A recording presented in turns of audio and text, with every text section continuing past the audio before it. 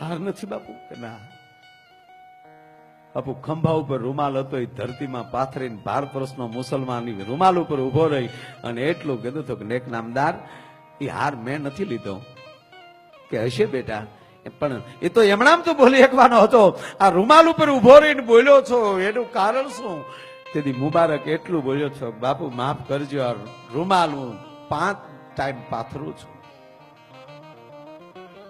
5 time આ રૂમાલ ઉપર ઉભો રહું છું અને જયારે જયારે આ રૂમાલ ઉપર ઉભો છું ત્યારે મારા ખુદાની બંદગી સિવાય મેં મારા મોટા બાલે એક શબ્દ નથી કાઢ્યો.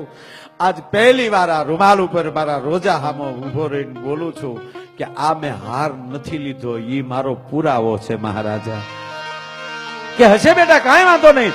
અને કહેવાય છે કે સમય જાતા મહારાણીને પુસ્તકમાંથી હાર મળે છે અને હાચું જયારે બોલે છે અને ફરીવાર મુબારકને બોલાવીને એટલું કહે છે, મહારાજા બેટા અમને માફ કરજો. કેમ કે હાર ખોવાણો નહોતો, ભૂલથી પુસ્તકમાં મુકાઈ ગયો છો, મળી ગયો.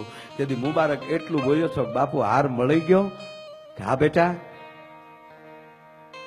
ચાવીના જોડા લઈને એટલું કીધું, તો બાપુ આ હારની રાહે ખોટી થયો તો હવે આ ચાવીઓ સંભાળી લ્યો, હું ગમે ત્યાં મારું પેટ ભરી લે. કે કેમ બેટા?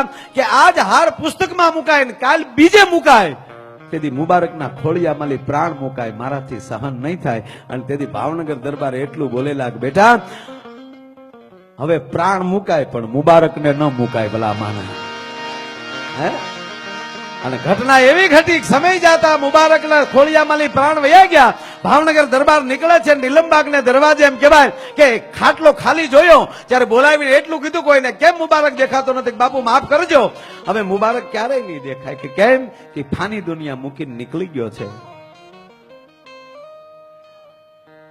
બગીમાલી નીચે ઉતરીને દરબારીઓને એટલું કીધું હતું, બાપા આજ બધા પાછા ફરી જાવ, આજ દરબાર નહીં ભરાય. અને મહારાણીને કહો મહારાજા મેલે જમવા નહીં આવે, આજ મારે મારા મુબારકના જનાજાને કાન દેવા માટે જવું છે. તૈયાર થઈને મુબારકની પાસે જેમ કે ભાઈ રાહે ઉભા છે.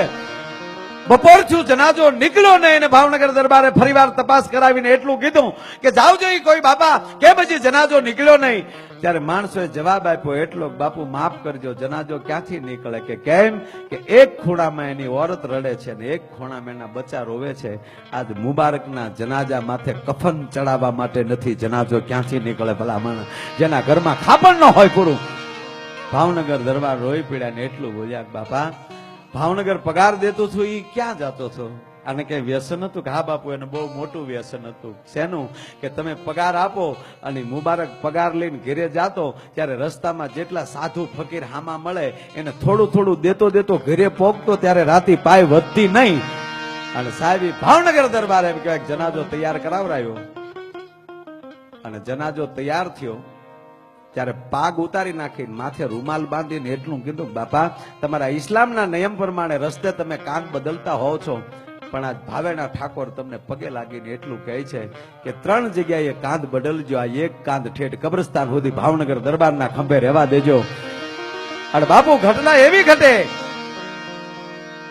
દફનાવતી વખતે ભાવનગર દરબારના હાથમાં ધૂળ પડતી હતી ને આંખમાં આહુડા પડતા હતા ને એટલું બોલ્યા, મુબારક અમને માફ કરજે બેટા, મેં તને ઓળખી નહીં ક્યાં.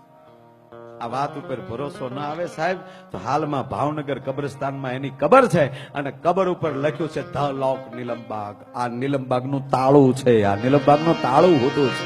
અને એનો દીકરો ઉમરભાઈ અને ઉમરભાઈના દીકરા ડોક્ટર સીધી સાહેબ હાલમાં જુનાગઢમાં જીવે છે. મારો કહેવાનો અર્થ એ છે આ એક અમારા હગા નથી પણ ખુમારીથી જીવ્યા છે.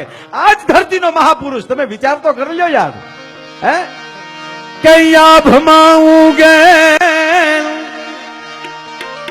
એ જી ચાંદલો ને જીજાબાઈ ને ગાગા બાળ રે, જીજાબાઈ ને ગાગા બાળ. આપણો ગુજરાતી જી બેંકે ઉભો છે.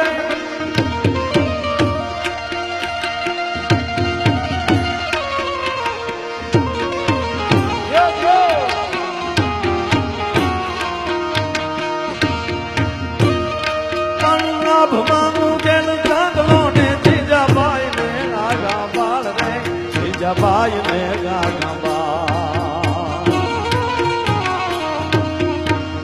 બાલુડાની માત જોડે ધાણા ડુંગરા ડોલે શિવા બાબાજી ને નીંદ રૂલાવે માતા જીજાબાઈ ઝુલાવે